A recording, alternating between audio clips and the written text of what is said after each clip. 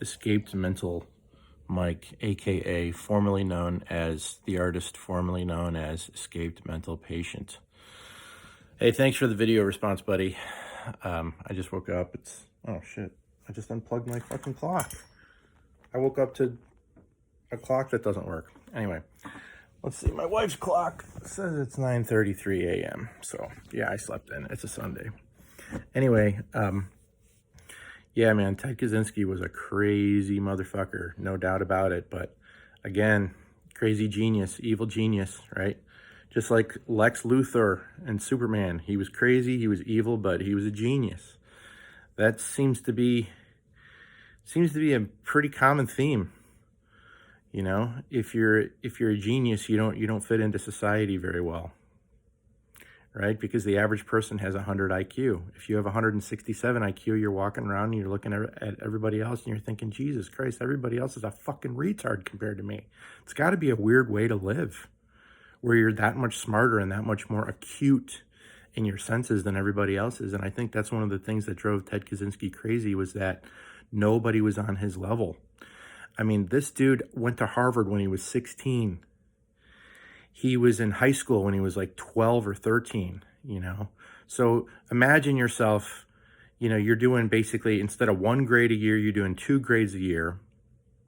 You graduate high school when you're 15 and you're around a bunch of 18, 19-year-olds and nobody wants to be your friend because you're this fucking, basically they look at you like you're this little kid, you know, and you're acing all the tests and blowing the bell curve on them, and you're smart and you're smarter than them, so they fucking hate you. So he grew up with a bunch of people hating his guts, basically.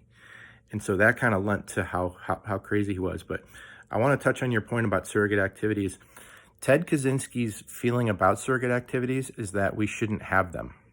So when you say that Ted Kaczynski didn't have enough surrogate activities to keep him busy and keep him entertained to where he wouldn't blow people's fingers off and shit like that, if you read his whole manifesto, he thought surrogate activities were bullshit. He thought that they were a complete waste of time, which they kind of are, right? I mean, what are we talking about? We're talking about jerking off. We're talking about playing video games. We're talking about watching the NFL. We're talking about doing things that aren't really productive and doing things that only have symbolic meaning and don't have real meaning. He looked at surrogate activities as a complete waste of time. But here's where he went wrong. Here's where you went completely wrong. And I was going to mention this in my video, but it was getting too long. It was like 17 minutes.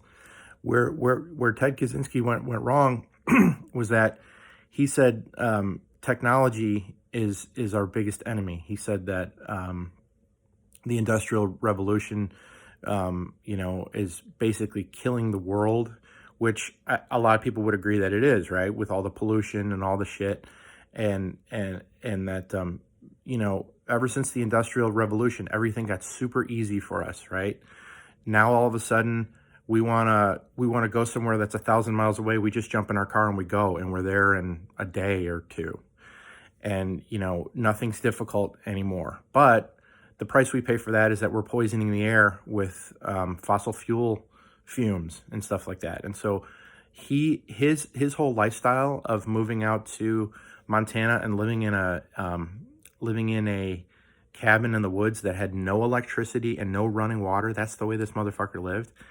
His whole idea of there was so that he could eliminate all surrogate activities from his life. He didn't want to engage in anything that didn't have any meaning. That's what he was saying. He was saying that we as a society should revolt against technology, throw every piece of technology in the garbage, and go back to living as basically as cavemen. And living off the land, and you know, killing animals only for the purpose of having food. And that's what he did. He lived in a cabin that was basically a shed, is where he lived. Now he did have warmth, like he had like a potbelly stove, you know, to stay warm during the wintertime. But he would go out and kill rabbits, and that's how he ate. He would go out and pick berries. That's how he lived, you know. He did not believe in having money, really, although he did work every once in a while to get money because he realized that it was impossible to live the way he was trying to live. So, every once in a while he would take some time off and get a part-time job so he could get like $1,000 or so. And then, but he would live on like $1,000 a year, which is, even back in the 70s, that's fucking insanely low money, right? So, but his whole thing was that the only way to give your life meaning is to eliminate all surrogate activities. And so you're not doing any of that stuff. You're not watching television. You're not doing any of that. You're only doing things that have actual true meaning for survival. And he said that his life was very fulfilling, a lot more fulfilling than it was when he was living in society. When he was in the woods, it was a hard life, right? It was a very, very hard life. But that's what made it meaningful, was that he struggled. He struggled to survive. And so when you struggle to survive, you feel powerful because you're like, well, I didn't starve to death today. I went out and I gathered berries that weren't poisonous. I know the difference between a poisonous berry and a berry that you can eat. I went out and I killed a rabbit. I went out and I caught a fish. So it was hard, yes. And I spent all day trying to catch one fucking fish, but I did it. And now I can eat. And so he had a lot of time on his hands, and he had serious, serious anger issues. And he thought that he could change the world. He thought that the whole world was going crazy, and that he was the only sane one, basically.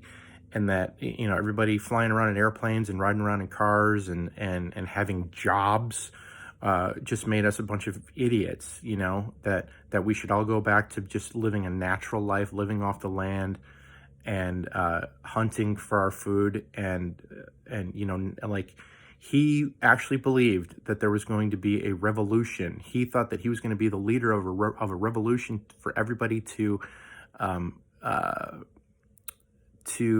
what's the word I'm looking for? Reject technology and to go back to living in wild nature, as he put it. Not just regular nature, not like a park, not like Central Park in Manhattan. That's kind of nature, but wild nature, where it hasn't been tamed. It's not, there aren't roads through it, and there's no electrical lines, and there's no railroad, there's no railroads, there's no nothing. It's just everybody's just walking around, doing whatever they want to, basically, and having no laws. And, that's the way that he thought that society, that's where he thought society went wrong, is when we started forming communities and civilizations and electing politicians and having laws and having a philosophy of life. He's like, look, does a bear have a philosophy of life, or does a bear just run on instinct, right? Do you like if a bear walks from Canada into the United States, does anybody stop him and ask for his passport?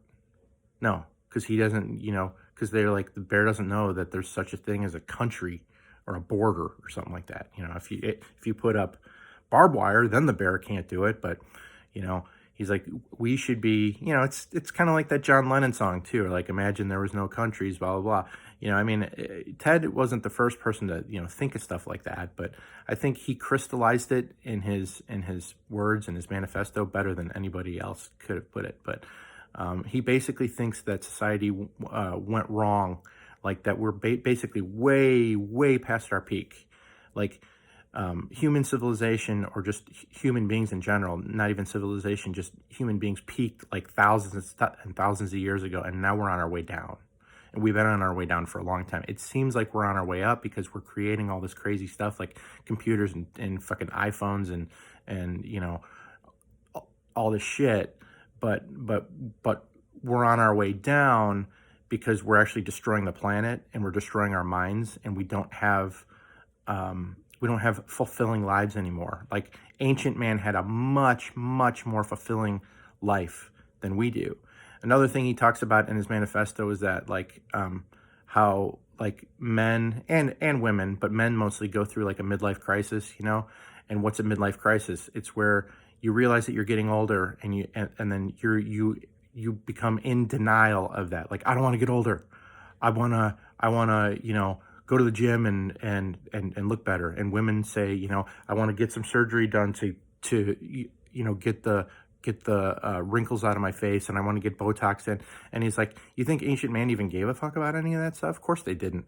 They accepted the fact that they were getting older, and they knew that there were stages in life. Like there's the young stage where you don't really know much and you're just learning stuff. And then there's like your adolescence and 20s and 30s where you're in your peak physical condition and you're the one going out and hunting and doing shit. And you're actually a warrior too. Like you defend your community.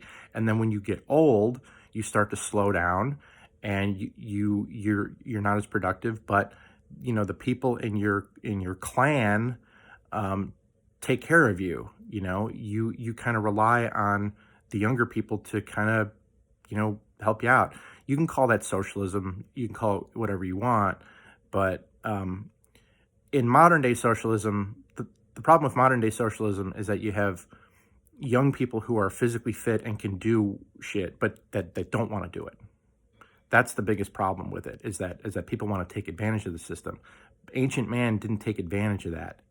Ancient man knew that, okay, there's an old person in our clan, and you know, he's my grandfather, or he's my best friend's grandfather, or whoever, and you know, he's done his part. You know, he had his part of life that where he defended us and hunted and gathered, and now it's our turn, you know, to take care of him. And then he gets old enough and then he dies. And like the old people back then accepted the fact that they were going to die. They didn't go through a midlife crisis and say, I want to live forever. And they were worried about death and all that shit. Like they just knew it was a part of life. They grew up seeing old people die, and now they're old and they know that they're going to die. And so, you know, there's a lot more to it, which is why I recommend reading the whole thing. Or they even have it on tape, like they have it on YouTube, but, or it's like book on tape, but you can listen to it on YouTube. You can just like listen to some guy reading it. Super interesting stuff, but there are flaws in Ted Kaczynski's thinking. Number one, he actually thinks that people are going to go back. They're going to reverse technology. like they're going to reverse progress and they're going to go back to living a simpler life. That's not going to happen in society. I mean, he was way off base. He was living a lie to actually think that we would do that. We're not going to do that. You know, we're going to keep destroying the planet. And even if we figure out a way to live green and not destroy the planet, all of the activities that we're involved in that really have no meaning, that's what makes us miserable right now. That's why most people are going crazy, because their lives don't have enough meaning, because they're not truly going through the power process. And another thing that he said, and I thought this was really interesting, and he made a prediction. He's like, you know, there are people on medication, and this is like back in the 70s and 80s when he thought of this shit. He's like, there's people on medication, and the reason why they take like psych meds is because they can't deal with the world that they live in. You know, there was no need for psych meds back then. The only way that you can survive now is if half the people are on Prozac.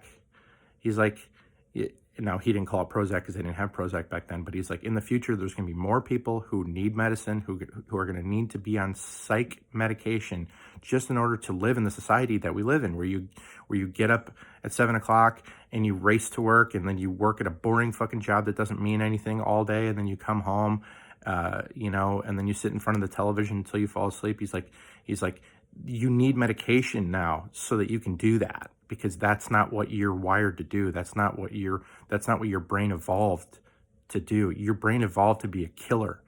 You're supposed to be a killer. You're supposed to be going out and killing animals and killing any intruders that are trying to invade your clan, or, you know, but you know, a civilized society doesn't want a bunch of killers, right?